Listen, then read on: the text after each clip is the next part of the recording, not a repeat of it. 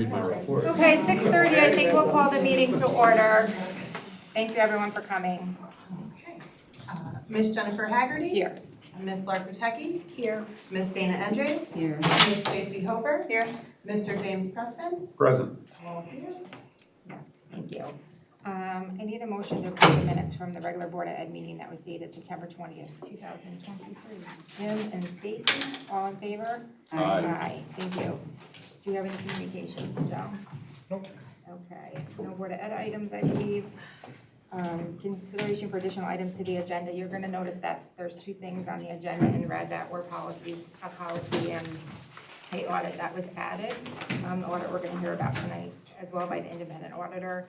And the policy, which is 4321.1, is use of a timeout room and physical restraint room, which is a typical policy. We don't have a room anyway, right?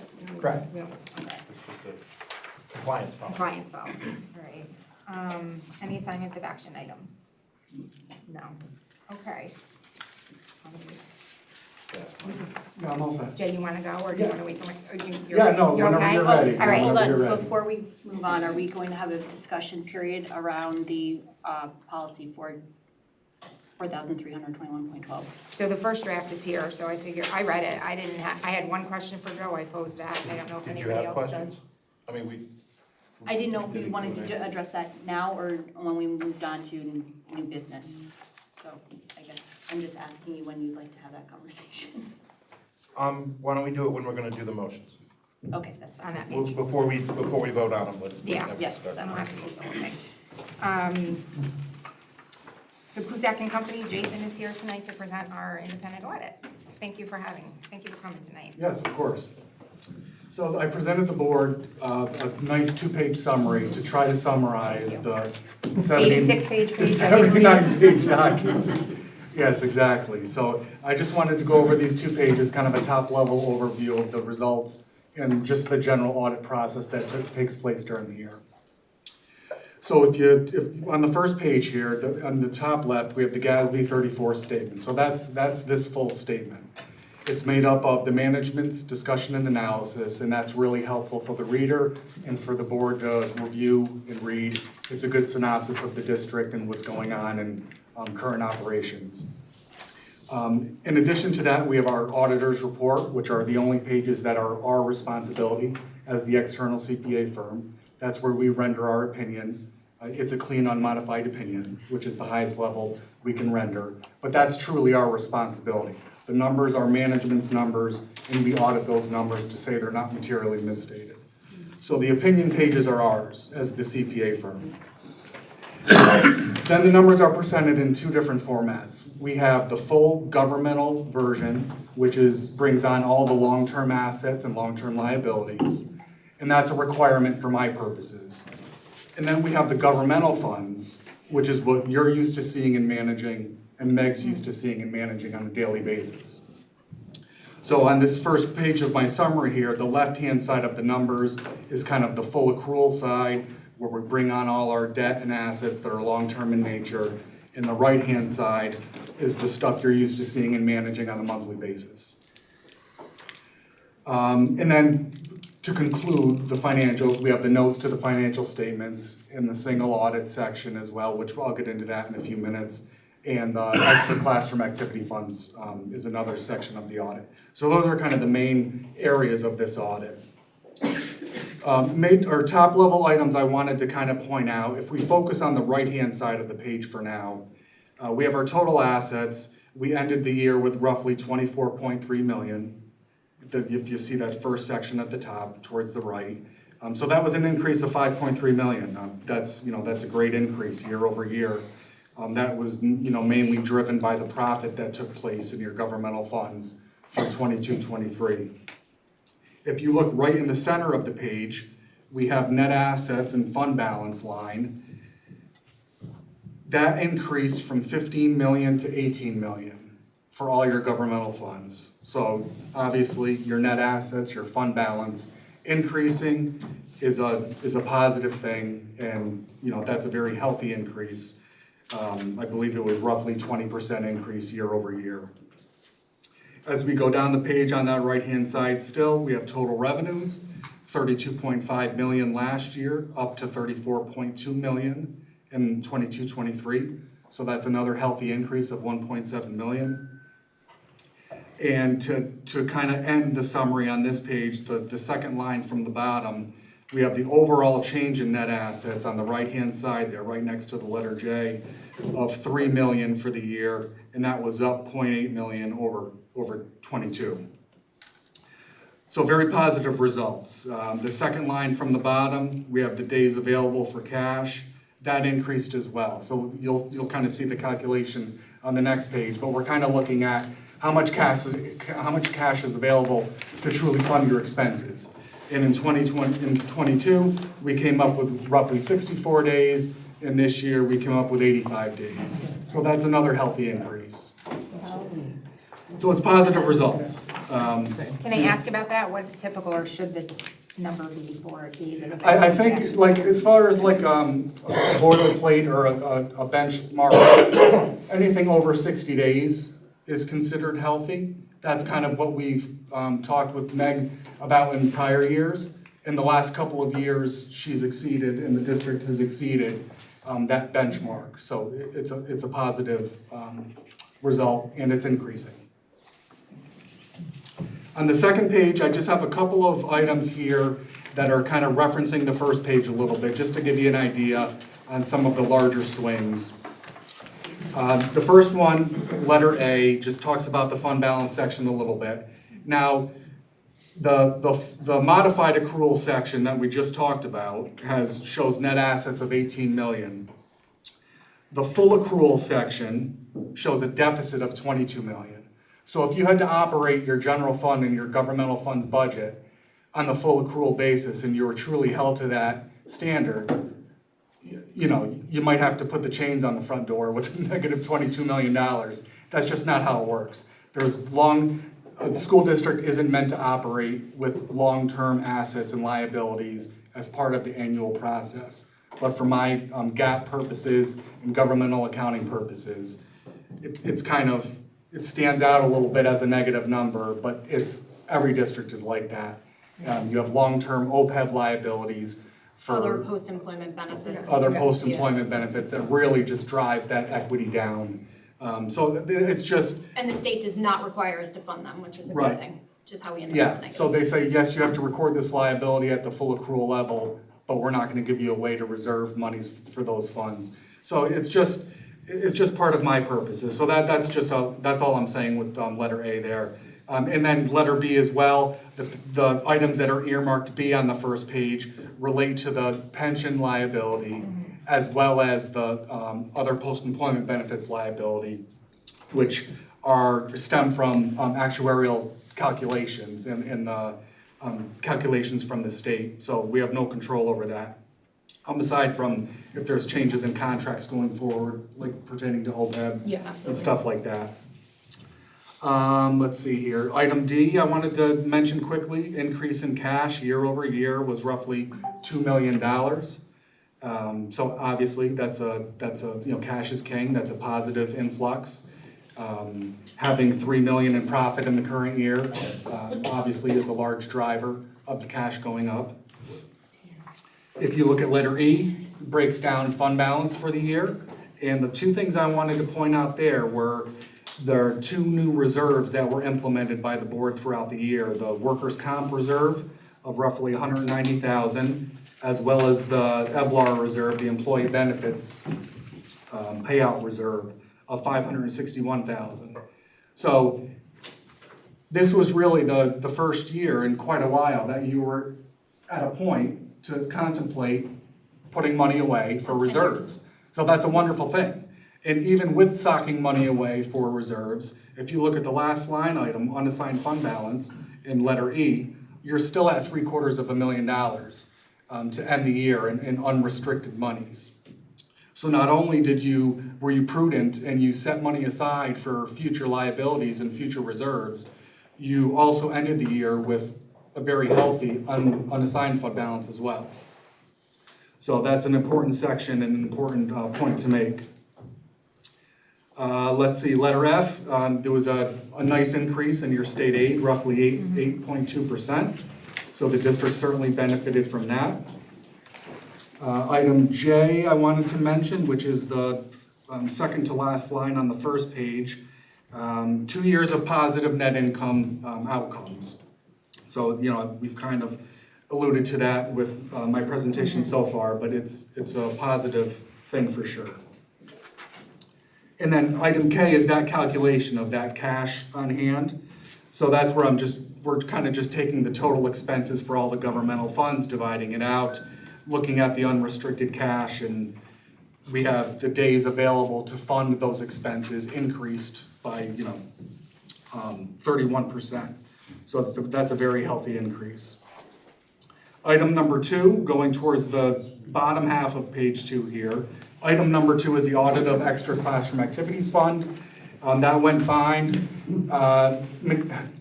Dollar-wise, it's a much smaller process of our audit, but because we render an opinion on this fund specifically, we do have to test it and sample it, even though materiality-wise, district-wide, it's not very material. But we're rendering our opinion and we test it accordingly, receipts and disbursements. It's a tough area. There's classroom advisors changing, there's students changing. We're trying to teach the students to approach this in a business-like fashion. So there were some small record-keeping type stuff that might have come up during the course of the audit, but nothing that rose to the level of a management letter comment or anything like that. So that was a clean opinion as well. The single audit, that's a federal audit, so when an entity or a governmental entity, not-for-profit, for-profit, when an entity spends in excess of $750,000 of federal funds, they're not only required to have a financial audit, they're also required to have a single audit under the uniform guidance, which is financial as well as compliance. So with your influx of ARP monies and the CARES Act monies, that was certainly the major program tested. You had $4.2 million in total federal funds, and I think the ARP monies they were close to half, if not more. If more than Yeah, so it was 2.6 or something. Yeah, it was a huge percentage of your federal funds. So the single audit was required. The major program was audited accordingly. There were no major findings, no compliance issues to report, nothing like that. So that went fine as well. Number 4, there's a recurring finding that everyone is well aware of. There's $430,000 in monies owed from the city. This is an ongoing issue. We have it on the books. We have it allowed for. And in the future, when we do get paid, hopefully, when we do get paid, we'll recognize that revenue when it happens. So there's nothing new there. That's business as usual. Where are we with that, Megan? Nowhere? Well, the Office of the State Comptroller went in and did an audit of the city of Rensselaer, and the supervising auditor and the field auditor called me to let me know that they really could not make any headway because the information was not afforded to them either. So they didn't get access to the source documents in order to reconcile it to my documents that I provided to them for the school district. They were very politically correct in their response, but the long and the short of it was that there is not much they can do once lawyers are involved. That was how they acknowledged and responded and washed their hands of it. Just a nice chunk of money for a small city school district. Which, in my opinion, the Office of the State Comptroller, not even in my opinion, they are literally built to capture fraud and things that are going on in municipalities, in governments. And in my opinion, there's potentially fraud here. There is something going on. And they are not taking the next step, and they're hiding behind attorneys. Thank you. So Joe and I have pushed it pretty much as far as we can. Okay. So I'm assuming we'll never get In it. the 7 years I have been here. They're currently on site. You guys know that we have Yes. our comptroller on site here now. And I have spoken to him about the same. He fully expected me to bring this up on the first day, which I did. And he he said that he had had a brief with the same auditors, and his response was the same, which I expected, considering that he was not the auditor on site for the city of Rensselaer. Thank you for everything. Yeah, I appreciate the question. Okay, and the last section I wanted to talk about quickly was the last section of page 2, the governance letter, which ends the financial statement document. This is our kind of venue, if you want to use that word, for us to communicate to the board and management if there were any major issues or reportable findings that took place during the audit. So I'll quickly go down these bullet points. Were there any new accounting policies that affected the district in a material way? There were none. The largest estimates you have, which we've already talked about, GASB 68 and 75, your pension and your post-employment benefits. Those are always the largest assumptions that we have in estimates. Sensitive disclosures, we have the Empire Generating Plant pilot payment that takes place during the year. There were a few audit adjustments that took place. So part of the process, when we come in and do the audit, we're auditing work papers, we're talking with Meg on a daily basis. If there's an area of the audit that needs to be adjusted for whatever reason, we discuss it, we make sure we're on the same page, we record the audit entry, and we move on. So there was just a couple of entries that took place under that, and that's, again, nothing new. It happened, that's literally why there's an external auditor here, to have that communication, to get the financials where they need to be, and that process went fine. Disagreements with management, there were none. I have our firm, myself, I've worked with Meg for a number of years, even before Rensselaer. We have a really good working relationship. I do like to always remind the board that it's certainly my responsibility to ultimately report to you. So if there was ever a reason or a need for me to reach out directly, I not only would, I'm required. So nothing like that certainly took place. We have a wonderful relationship, and the audit went fine. The representation letter is an annual letter that Meg or Joe signs off on, stating that everything accounting-wise, to the best of their ability, was given to me, yada, yada, yada, and it takes 3 or 4 pages of accounting jargon to kind of get that point across. So that'll take place after tonight's meeting. And other issues to mention, since I have everyone's attention, there really weren't any. The field work went fine. The wrap-up process took place. Drafts were presented in enough time for the board to review. So I thought things went well, and I can maybe turn it back to Meg and the board for any comments or questions.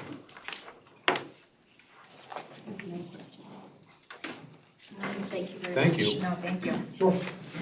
Thank you very much, Jay. Yeah, sure. Please let Ken Thank you, know Megan. let Ken know we were asking for Nice him. to hear that. Yes, it is. It's a happier time. Yes, exactly. Been through a lot.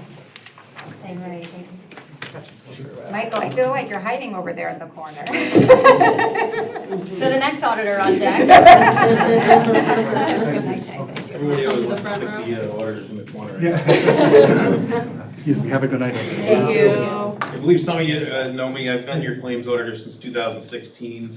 I gave you a summary report, but I also, just as a reminder, gave you the understanding, the role and responsibilities of the claims auditor. As you know, you as a board are the only ones responsible for the taxpayer dollars. Without a claims auditor, each one of you would have to review each bill. By appointing the claims auditor, you actually, that authority devolves to me. Therefore, I do take Thank you. any of the expenses that come up that could ever be questionable. One of the things we actually do is if we get to a point where we can't say, yes, this is a legitimate expense, we do what's called the auditorium test, where basically I would fill this room with taxpayers a week before the budget vote and say, would you feel comfortable telling them this is how we spend our money? If I think any of you would be uncomfortable with that, I don't approve the payment. But luckily here at Rensselaer, we've never even got close to that. The summary report, it's 5 years.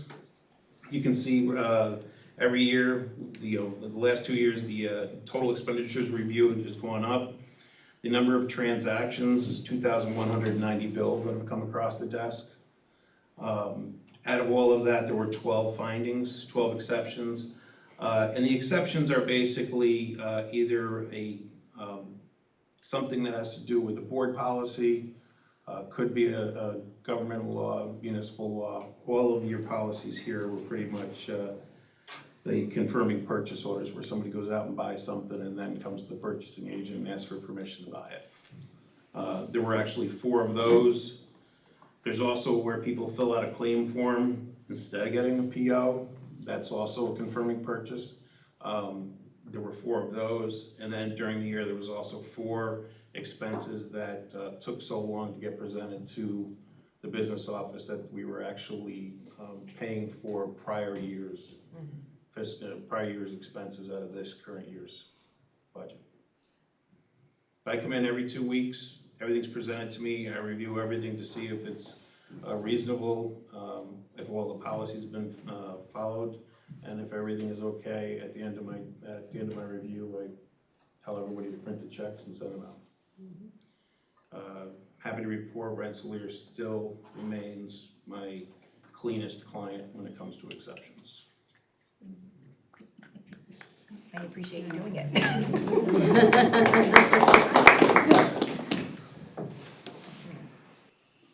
Thank you, Michael. Any That's why I'm questions? tough. I'm tough, but there's a reason. If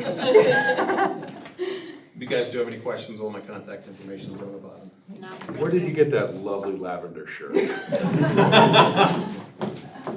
I don't know. Thank you, Mike. Ben's warehouse. Putting some money, Megan? Nice to see you. Good seeing you. Okay, Take So we're care. gonna keep talking about Thank that. you. Thank you. no, I think you've had enough financial report. Absolutely. So we're gonna have a fiscal update by Megan. Honestly, I allow the audit report and the internal audit report to be the October report. I, of course, provided you with the budget status report, made one note on it, but I have nothing other than what you've already heard. And we do have a It's a lot squad. of numbers to throw at you in one night, Yeah. a lot of.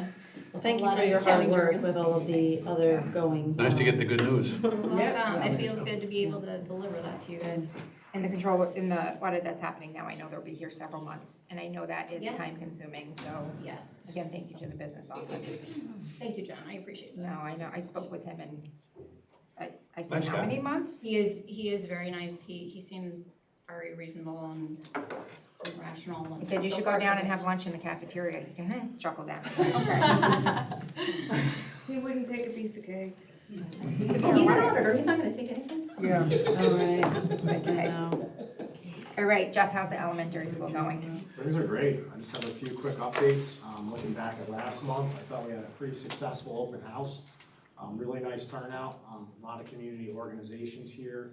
And just overall, like I mentioned to Joe, just a lot of positivity in the building and enthusiasm. So very successful, nice turnout. Earlier this month, we had our Scholastic Book Fair. I want to recognize Mrs. Klum, who organizes that for us, and just found out at the PTA meeting that we need about $6,000 or so. I'm not sure what the profit is for the school district, right? But a nice event that she put on there. We had our character ed assemblies early this month, our first set. Always nice to recognize all the boys and girls for their positive behavior. We recognize classes for their attendance and things like that. So very nice event there. We're looking forward to next week, our annual trunk or treat put on by the PTA. The concern actually with that is how do we handle so many families coming out, and what does that look like, and can we get everyone enough parking? So it's usually that successful, but I know the kids will be excited for that. So that is the 26th, so next Thursday. On Halloween, we'll again have our pre-K parade. Last year, we lined up all the other students along the track, and we had our pre-K class parade around the track, inviting families to come out for that. Again, the trickiest part for us with regards to events like that is parking. We just have such limited parking during the school day. Otherwise, it would be nice to open it up for everyone to come in, but it's just not, logistically, we just can't. But that should be a lot of fun for our kids. And then you may have noticed I've been putting out more and more information about our after-school programs. A lot of them have started up.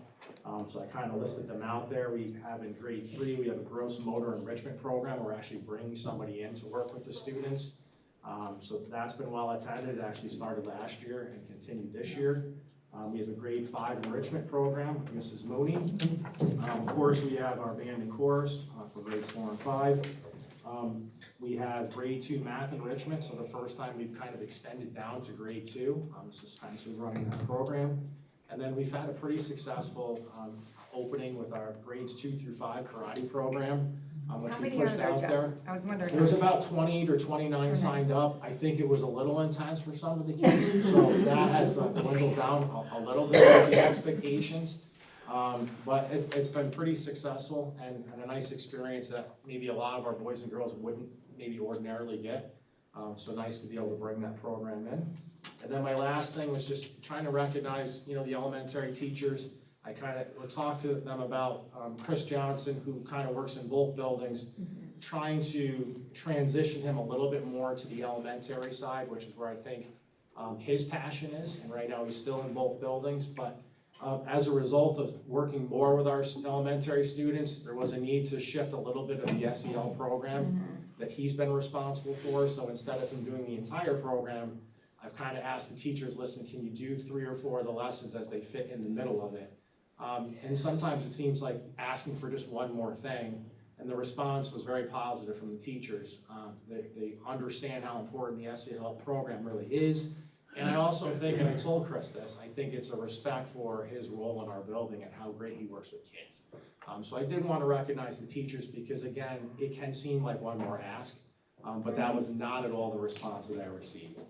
So I thought I would share that as well. So that's all I have. Jeff, I think what we really want to know is what costume you're going to wear to trunk or treat. So if you know me, we probably won't have a costume, but I was curious, you mentioned at the PTA meeting that you had gotten a costume, so. I wear a costume every year for it. No, I just didn't know what you were going with this year. I'm going to keep it a I surprise. figured you would. You got a new costume, Joe? Yeah. Okay, you usually will do. I just want to know if you got a full candy bar or Only not. one here. Those are full-size candy bars, that's all I care about. I always plan I on did 2 order the pieces full-size per candy. child. Oh, I thought you were gonna. I thought that was. All right. I know. All right, thanks, Deb.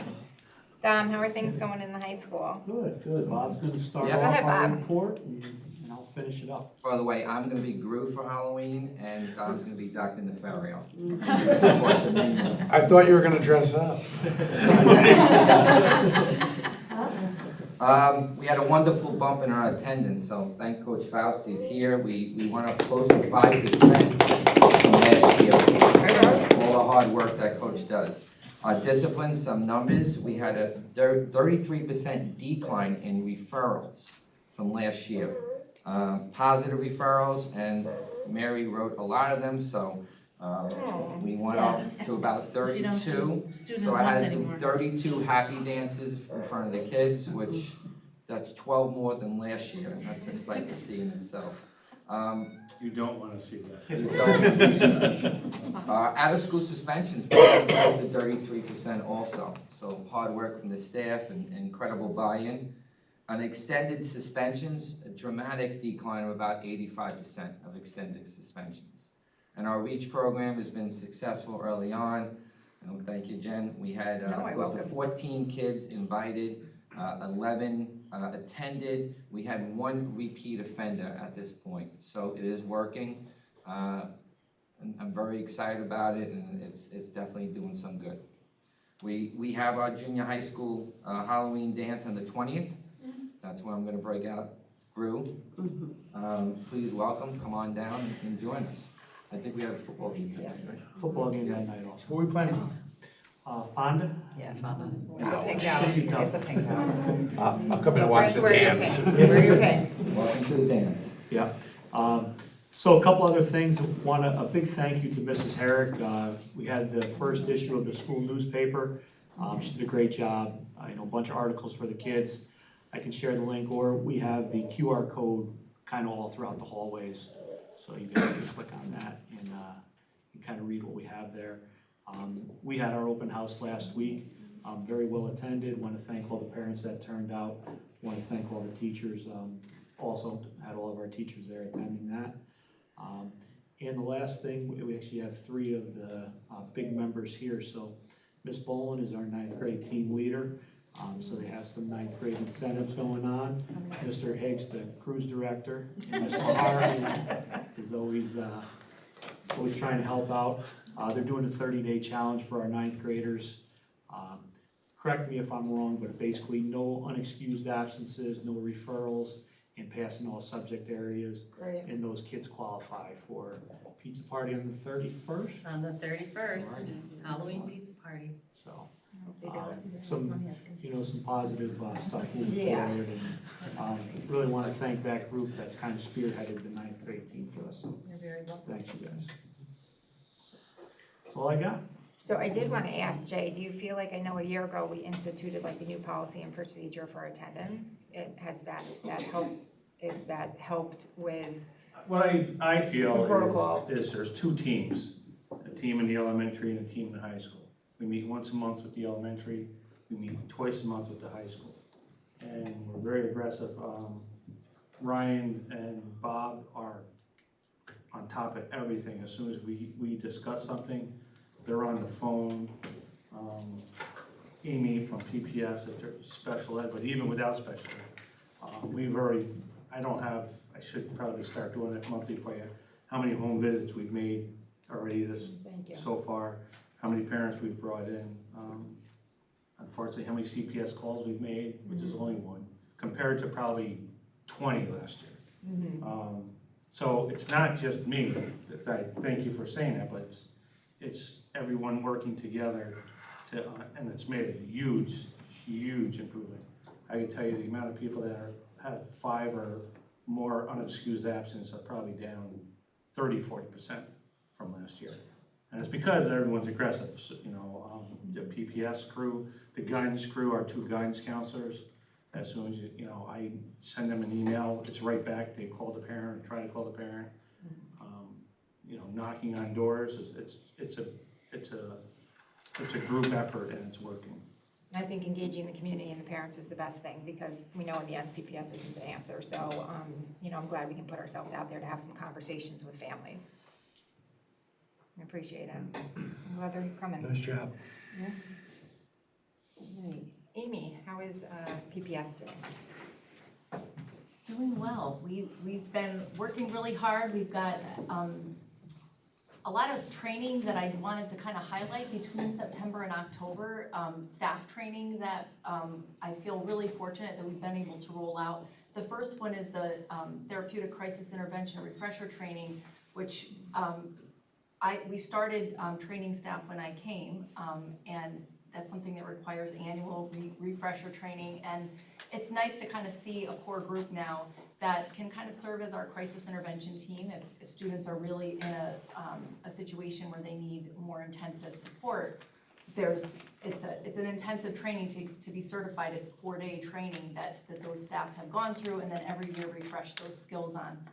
And that does kind of tie into the policy that you were asking some questions about, Lark, in terms of the district didn't have a policy around the use of therapeutic crisis intervention methods. So that's what that policy is for, because we do have staff trained, which is not to say that we're doing restraints all the time. Actually, that's not actually even really something that we've had to use. It's more a matter of having the right support systems in place and having a methodology, if crisis intervention is required, that we have an appropriate process. So that refresher training happened in September.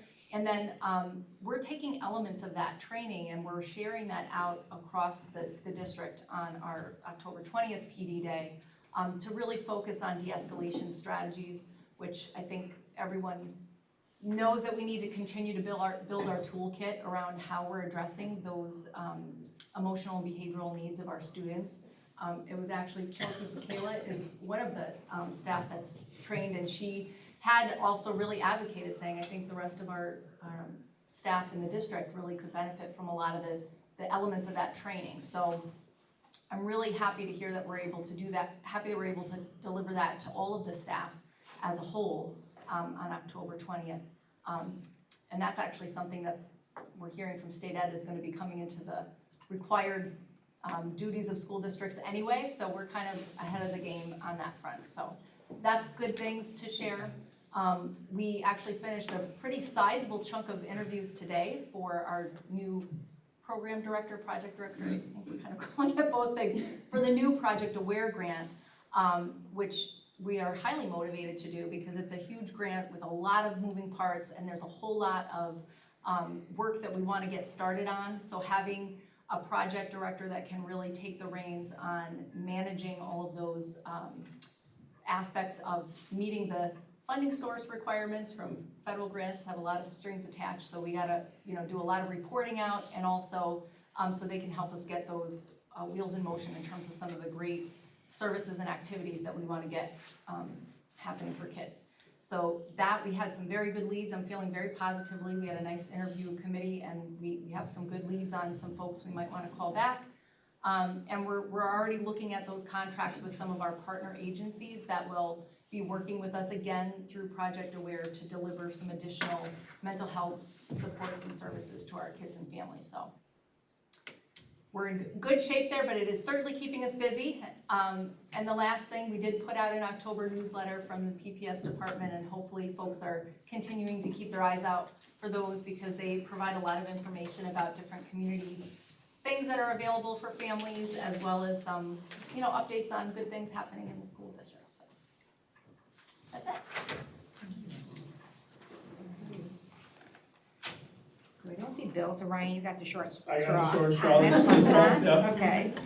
So update on athletics, fall sports have a couple weeks left. We had volleyball, cross country, and soccer senior nights. They were well attended. I think the kids felt respected, like they enjoyed themselves, they had a good time.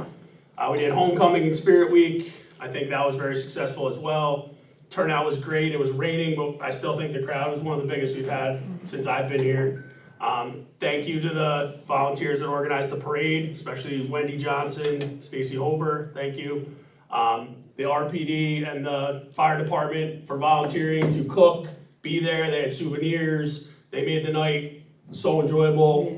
The concession made significant money towards the program, so that's excellent.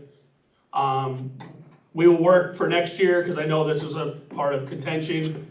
We're gonna try to schedule so that no other team has an away game when we wanna do the parade. We would like every team included. We're sorry that they missed out. It was just kind of a short straw, but for next year, it will be better. So just so everyone knows that. We're working on a youth football night on the 27th. There will also be senior night, so I think it'll be really exciting. Building off when we had the football team taking kids out of cars, that was very, kids loved it. It was all over social media. That's a positive that our school's doing. So we're gonna build on that with having the football teams announced, cheerleaders announced. So that'll look really good, and it's a good experience because the kids look up. And that's one of the things as a coach that I see is when the youth see these, and I went to high school and those were my people, I wanted to be that kid, the high school kid. That's what our kids need to see and aspire to be that, so I think that's a good step in the right direction. Transportation continues to be probably the best in the patroon. We've had no issues, so thank you, Heather. I know you're not here, but it's been fantastic. Other schools are struggling, we always are on time, we're always there, so that's a tip of the cap to our district. We'll continue to remind parents that middle school students need an adult or some family member to be their support, just in case there's an issue, especially as it gets cold, because now I can send you home if you're misbehaving, but when it gets cold, I feel really bad, and I do not want to put you out into the cold and have you walk. So that is something we need to continue to remind our parents. Winter sports signups are in the health office currently. The goal is to get them filled out by October 31st, but obviously there's layover, and varsity sports will start November 13th. Modified sports will start November 20th. Pretty sure we're coach staffing is fine, and we're also hosting the Patroon Volleyball Championships next week. So it's not our school, sorry to say, but it will be a nice turnout. Mary's gonna run the concession, I've heard, so it'll be a nice thing for the community. One day. Chill. But that's it for athletics. That I know of. Me and Jay. I just like to summarize with a little positive note. You hear a theme when you hear everybody talk tonight of teamwork, supporting each other, and pointing out people that have gone over and above. And I can look at every person in this room and think of something they did that went over and above. Terry didn't even talk, but we had a big potato bar for lunch today, which was a huge hit. Oh, it was good. Yeah. We had the eggs were this big. Just want to say, sometimes there's just a good feeling when you look around and watch everybody point at each other and give them credit for something they did to help each other out, so. We're trying new recipes and new things. We had a mac and cheese bar. Did you do that for your birthday? Was that the baked potato No, bar? well, yeah. On that subject, I did forget somebody and I have to ride home with her, so Oh, go right ahead. Tracy takes care of, I can't tell you the amount of kids that move away over the summer. And I'm not talking to East Greenbush and Nassau, I'm talking Florida, California, West Virginia, wherever. And to track the kids down, to get them out of our roles for attendance because of, you can't just drop a kid. The government won't let us do that. We have to know where they are, and we have to make sure they're registered in school. And, I mean, there ought to be 20 families this year. They're all tracked down, well, we know where one is, but we haven't got them in the school yet. But they're all tracked down in the school and off our records and not, gonna come back to say, how come you didn't report that little Smith family is missing and you guys didn't do anything? Wise move, Jay, wise move. Good job, Tracy. Good job, Tracy.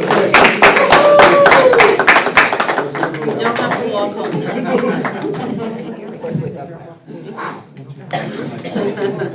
Tough to track them down. All right, thank you, everyone. Section 3 is invitation to visitors to address the Board of Education on topics discussed above or anything else. Oh, Peter. Of course. Hi, Peter. I had a question actually for Amy on the age de-escalation. That also relates to the restraint policy. Will bus drivers and aides be included in the cross-training that's done? So aides, we have invited to participate. I think the drivers are doing another training. Yes, they're doing a separate training on the 20th. Yeah. So but when we have time to fill in, whenever we have a slot, we often put de-escalation training for drivers and aides together. Just in this particular instance, Heather has scheduled them for other training. I actually did do both the drivers and the aides though, I think last year. Yeah. And the escalation. Yeah, there was some new ones. Yeah. I think we brought someone in the 2 years before that for the drivers specifically. No, that's a great question. The same question would apply when you talk on the restraint policy. Kind of parentheses, doing some work on that issue for bus transportation and restraint seclusion on moving vehicle. It's becoming an issue. So when I saw the policy, I said, I wonder how they're talking about transportation and drivers handling, restraining the kids, putting them in the back of the bus, that kind of thing. So maybe for another time in the discussion about the policy.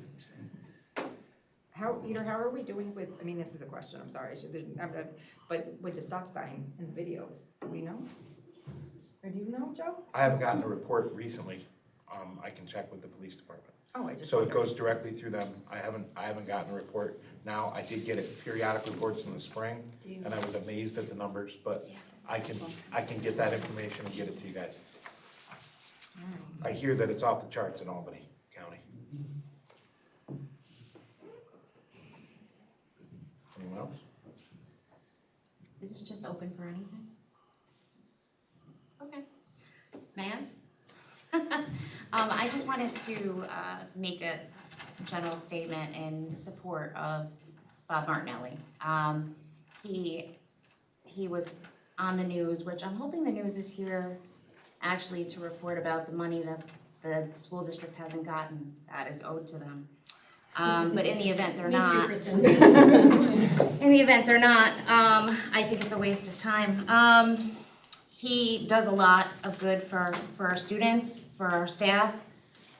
He is extremely supportive. He tries to mitigate problems that would become violent, which would put so many people at risk, as we all do on a daily basis. And we need to show grace to not only the children, but the adults. And I think that's lacking by some. So I did want to put that out there. And I'm not alone in my statements, Thank you. certainly. I'd like to say something as well. So Superintendent Kardash, Mrs. Haggerty, and the members of the board, my name is Tricia Steck. I've started my 23rd year at Rensselaer High as an English teacher. I've known Mr. Martinelli since he first started with our high school in January of 2022. He's been nothing short of professional in my dealings with him. I must say I'm appalled at the behavior of some people who are exhibiting toward Mr. Martinelli in light of the incident that happened recently with a relationship contract.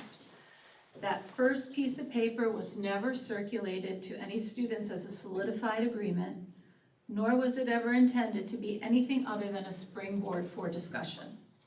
The climate in the junior-senior high has become such that student-to-student relationship issues have crossed over into the classroom environment, thus creating a tenuous situation for teachers and students alike, who are trying to teach and learn respectively.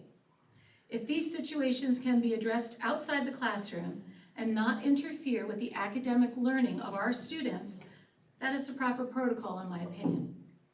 We teachers have only 43 minutes to impart knowledge, and to have that block of time interrupted with student discontent, arguing, outbursts is intolerable at the least and severely unfair to other students at the most. The mere idea that someone would take a piece of paper and try to use it against a person is absolutely ludicrous. Were the contents appropriate? Some were, and some were questionable. Did it warrant a witch hunt that ensued on Facebook? Absolutely not. I was shocked at the behavior of individuals who were defaming Mr. Martinelli. Mr. Martinelli had made a mistake in this room. At some point, our personal or professional people in this room have all made mistakes in their lives. No one in this room is infallible. I can assure you of that.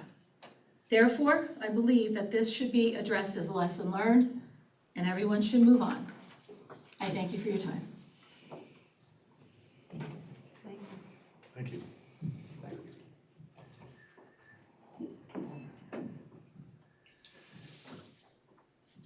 All right, if we don't have anybody else addressing the board, we can move on to new business. Thank you. Under new business, let me put my glasses on.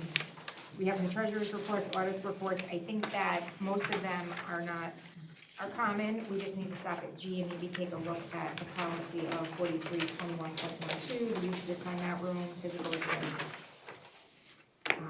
So we were all given a draft policy of that. Does anybody have any thoughts, questions, or ideas about the policy? I do. There seems to be one definitions being referenced by other policy numbers, and those reference numbers don't fully align with the references at the bottom of the document. And there's Okay. references at the bottom of the document that I can't find in the policy. So one, I think we need to highlight that for a potential second look before the second reading.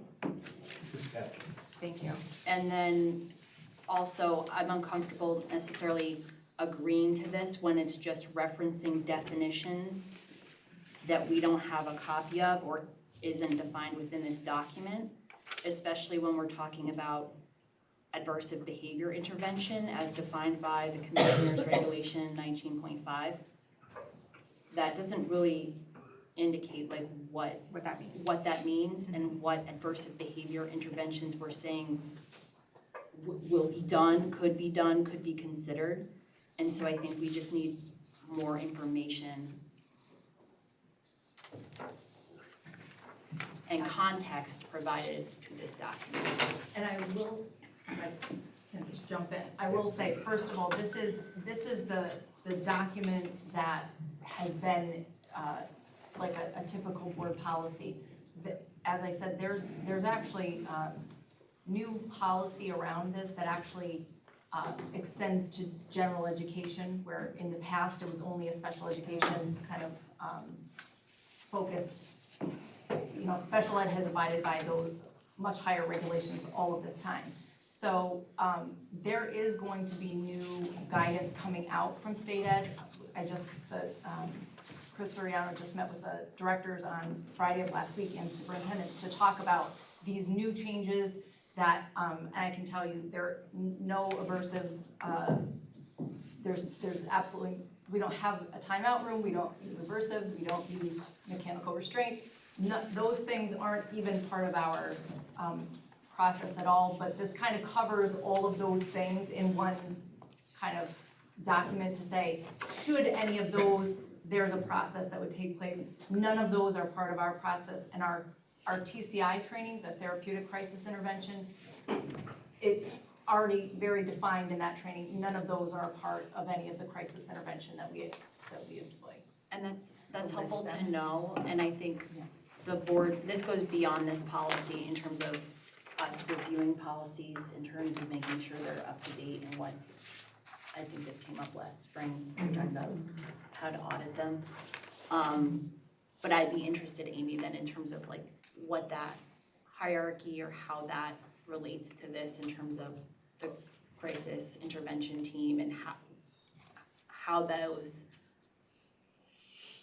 skills and procedures would then intersect with this document in terms of practical application. The real place where it's applicable is really in the case of where there of use of physical restraint. Right, and that has to be documented, Amy, my That- understanding, in the system? Exactly, so and that's actually part of the training that I did with the staff, and I continue to do every year, that there's documentation, parents have to have same-day notification.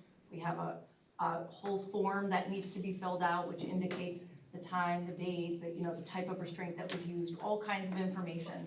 And actually, I had worked on a pretty robust process in Troy, because in Troy, we had a number of timeout. We had a timeout room, we also had a number of classrooms that were for high-level emotional behavioral needs students. So we had more restraints, and I did monthly analysis of every single one of those documents and had follow-up conversations. So I'm very aware of the process. We don't actually have, there aren't any for me to do that here, but what I don't want to have happen is have us have a restraint that needs to happen here or there, and we don't have any kind of policy guidance around it. I think it's good practice to have it, and we are going to need to update it. I was telling Shaylin and Joe, they're coming out with new guidance for the new policies. I just would rather have something than nothing right now, just to have, because we now have an actual crisis team and a crisis process. We should have a policy that at least indicates how we would operate, which I'd be happy to share that with the board in terms of what the documents look like, the documentation system, and other questions about what the actual TCI training involves for physical restraint. Yes, I would. I'd also be interested to see in terms of like, if you have a situation, how does that crisis team like put into actions, or like what are the steps to make sure that the right individuals then are assisting the student in need who have been trained, and like what does that look like? So how does, and I guess that's what I mean by the application of your crisis intervention team with this policy in terms of like, this is just your backstop, right? Like this isn't what you're doing, this is. Correct. I This think is that's a good way allowing of you saying the this is- vehicle to like make sure that you can engage students in a safe manner and make sure that faculty, staff, and students are safe here.